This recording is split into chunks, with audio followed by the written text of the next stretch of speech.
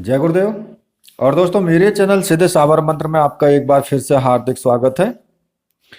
और देखिए, आज मैं आपके सामने जो क्रिया मैं आपको बताने वाला हूँ, उस क्रिया के लिए मुझसे बहुत बार कमेंट किए गए हैं और कहा गया है कि गुरुजी, आपने उल्लू तंत्र के बारे में कुछ वीडियोज बना करके दीजिए जो कि सही और सटीक जानकारी हो।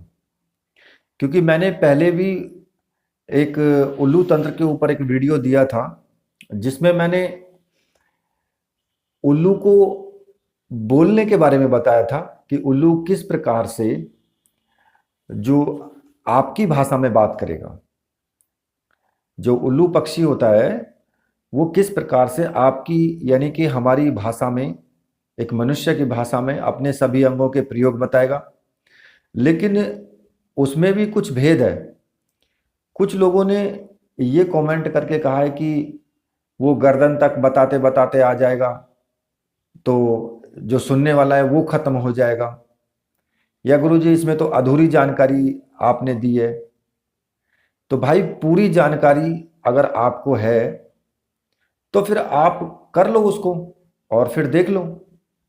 गर्दन तक आते आते आप देख लो उसको करके कि वो क्या करता है, ऊपर जाने दो उसको, फिर तुम्हें स्वयं पता लग जाएगा कि भाई आपको वो मारता है या नहीं मारता है। देखिए, आप जब उल्लू को 3 दिन तक या उसको शराब पिलाएंगे तो क्या होगा? आप ऐसे तो बैठोगे नहीं, आपने कोई ना कोई तो साधना की होगी ना, या फिर कोई भी रक्षा मंत्र किया होगा। तो वो तुम्हारी रक्षा नहीं होगी क्या?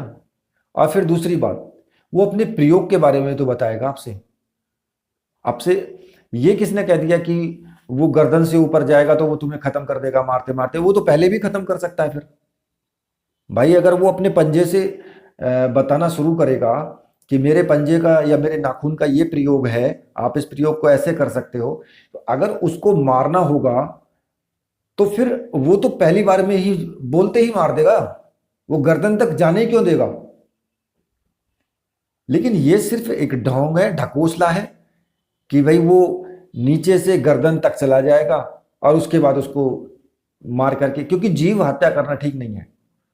और फिर दूसरी बात, आपको उसमें कोई भी दिक्कत नहीं आएगी, ना ही आप किसी परेशानी में आएंगे, ना ही मरोगे। क्योंकि अगर उल्लू चाहता है मारना तुमको तो वो तो उसके साथ जो शक्तियां हैं, अदृश्य शक्तियां हैं, वो तो तुम्हें पहले ही मार देंगी। और जब वो पैर से अपना बताना एक एक अंग का प्रयोग शुरू करेगा तो वो शुरुआत में ही खत्म कर देंगे आपको, तो क्यों आपको गर्दन तक आने देंगे वो? लेकिन वही है कि किताबों में पढ़ लिया और किताबों में पढ़ करके और बस उसी पे कमेंट कर दिया कि नहीं गुरुजी ऐसा नहीं है, ये तो ऐसा है। अरे भैया, तुम ही ज्यादा बड़े आध्यात्मिक ज्ञाता हो ना, इसलिए बस बोलने से मतलब है। उसको ना तो गुणना है, ना उसको सीखना है, ना उसको देखना है। बस किताब में पढ़ लिया और बोलना शुरू कर दिया। चाहे वो गलत है या सही है, उस बात से मतलब नहीं है। प्रैक्टिकल करो ना। अब मैं आपको बता देता हूं। खैर चलो, ये तो उस बारे में हो गया। लेकिन एक मोहिनी प्रयोग मैं आपको बताऊंगा, क्योंकि मुझे बहुत बार कमेंट किया गया है कि उल्लू के जो अंगों के प्रयोग हैं वो आप बताइए, उसके ऊपर वीडियो दीजिए। तो आज मैं आपको ये मोहन प्रयोग के ऊपर मैं आपको बता रहा हूं कि एक ऐसा मोहिनी प्रयोग किया जा सकता है उल्लू के अंगों के द्वारा कि आप किसी को भी सम्मोहित कर सकते हो। केवल आंखों ही आंखों में आप सामने वाले को सम्मोहित कर सकते हो। अब वो क्रिया कैसे है? ये क्रियाएं आपको किताबों में नहीं मिलेंगी, जो मैं सच बता रहा हूं, नहीं मिलेंगी, ये ढूंढ लेना। ठीक है। अब इस प्रयोग को आपको करना कैसे है? इसमें आपको किसी भी महीने की, मान ले कोई भी महीना हो, उसमें जो शुक्ल पक्ष आता है और शुक्ल पक्ष की जो प्रतिपदा जो तिथि होती है, उस तिथि की आधी रात को उल्लू को पकड़ना है आपको। देखिए, कुछ प्रयोग तभी संपन्न होते हैं जब उनको एक विशेष मुहूर्त में, एक विशेष काल में ही किया जाता है। अब ऐसे तो फिर अगर प्रतिदिन हो सके, भाई कभी भी पकड़ लो और कभी भी नोच लो, तो फिर ये तो जो है कोई भी कर सकता है। फिर तंत्र क्रिया का मतलब ही क्या रह गया भाई? इसमें भी तो टाइम, तिथि, दिन, वार सब कुछ देखा जाता है। अब अगर किसी भी दिन करना है तो फिर एक तांत्रिक का या फिर जो चीज हमको मिलने वाली है वो बहुत कठिनाई से मिलती है। तंत्र क्रियाएं बहुत कठिनाई से सिद्ध होती हैं, तो फिर उसका मतलब ही क्या रह गया अगर वो इतनी आसानी से हो जाएगी तो मेरे कहने का मतलब आप समझिए, किसी भी महीने की शुक्ल पक्ष की प्रतिपदा तिथि जो होती है उसको आधी रात को आपको पकड़ना है, ठीक है। और उसके जो गर्दन होती है ना, उल्लू की जो गर्दन है उसके नीचे के जो हिस्सा होता है, गर्दन के नीचे का हिस्सा, वहां से आपको 5 पंख उसके नोच लेने हैं। मतलब कि 5 पंख उसके नोच करके और उसको छोड़ देना है। फिर मारना नहीं है उसको, छोड़ देना है उसको। अगर तुम्हें उल्लू ना मिले, कई बार ऐसा होता है कि हम ढूंढने के लिए निकलते हैं लेकिन उल्लू हमें नहीं मिलता है, लेकिन अगर आपको पता हो कि उल्लू का घोंसला कहां पर है, कहां रहता है वो, तो आप उस वक्त आधी रात में ही जा करके और उसके घोंसले में से 5 पंख ढूंढ लें। 5 पंख उसके घोंसले में से ढूंढ लें और उन्हीं पंखों को ले लें। फिर आपको क्या करना है आगे कि उसी महीने की जो पूर्णिमा तिथि आएगी, समझ रहे हैं ना, उसी महीने की जिस महीने में आपने उसको पंख लिए हैं उसके, उसी महीने की पूर्णिमा तिथि को आधी रात के समय उन पंखों को लेकर के और आपको किसी बहती हुई नदी पे चले जाना है और बहती हुई नदी के तट पर जाकर के नदी में आपको सबसे पहले स्नान करना है और उन पंखों को भी धो लेना है, ठीक है। स्नान करना है नदी में और उन पंखों को भी आप नदी में ही धो लें, सावधानी से धोएं कहीं बह ना जाए, ठीक है।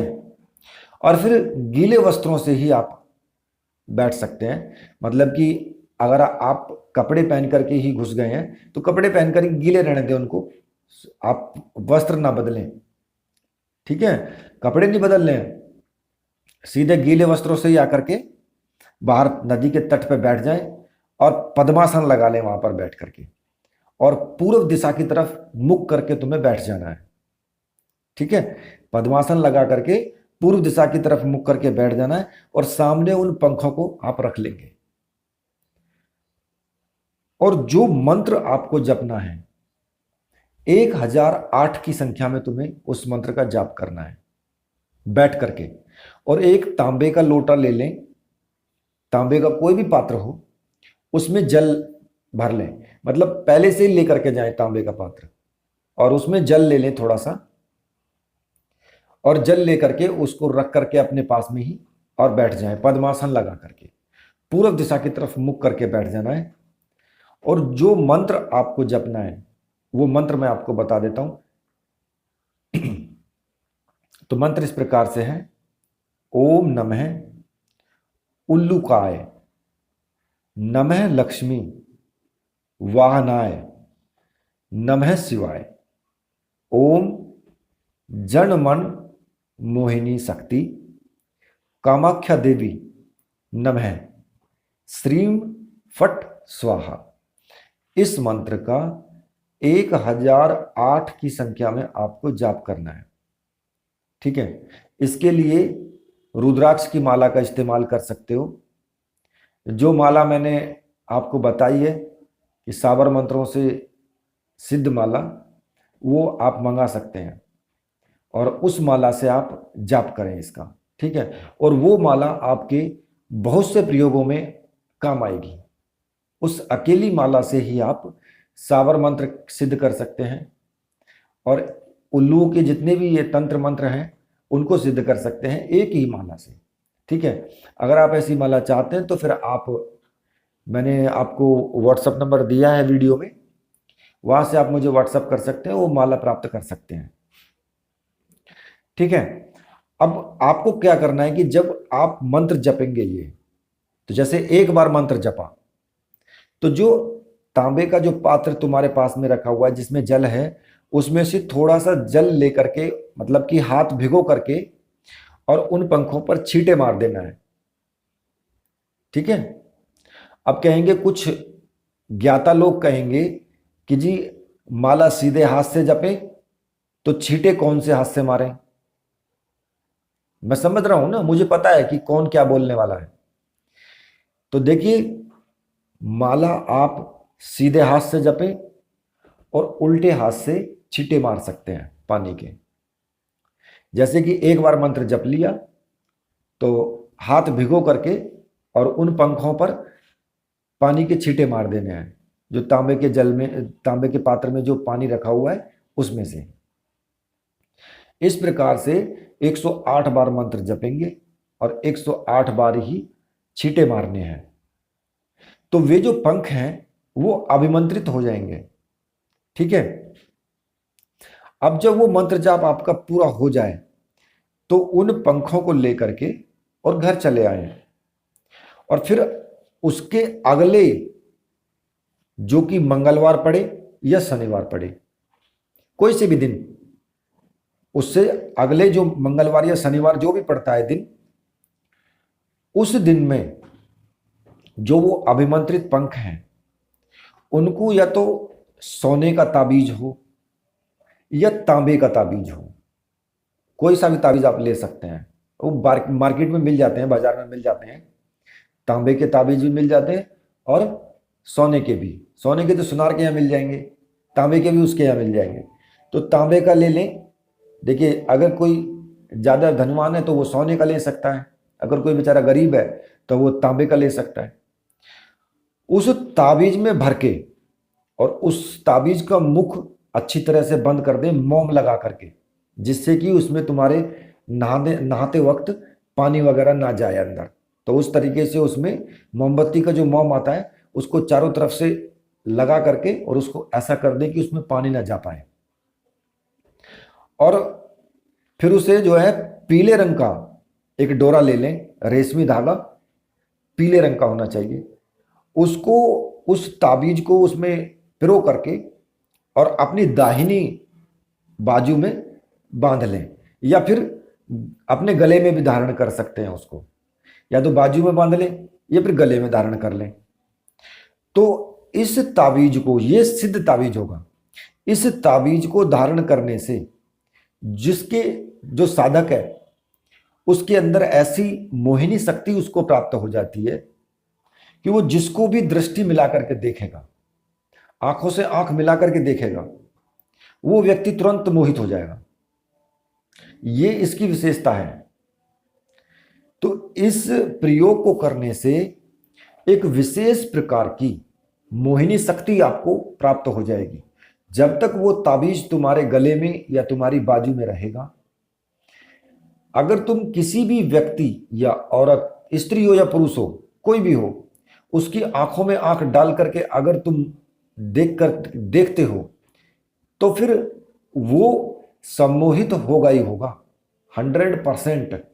और ये प्रयोग सत्य है। अगर तुमने उसकी नजरों से नजरें मिला करके देखा तो वो सम्मोहित हो जाएगा। ठीक है, फिर जैसा तुम कहोगे वो वैसा ही करेगा। तो ये एक विशेष प्रकार का सम्मोहन प्रयोग है जो आप उल्लू के पंखों की मदद से आप कर सकते हैं, जो गर्दन के नीचे के जो पंख होते हैं। ठीक है, तो ये मैंने एक प्रयोग बताया है। आगे आने वाले टाइम में मैं और भी प्रयोग बताऊंगा इसके, और एकदम सही और सटीक प्रयोग ही मैं आपको बताऊंगा। तो इसी के साथ अब मैं वीडियो को यहीं पर समाप्त करता हूं। तो मेरे साथ बोलिए, बोले वीर बजरंगबली हनुमान जी महाराज की जय। बोलिए मेरे परमहंस सदगुरुदेव की जय।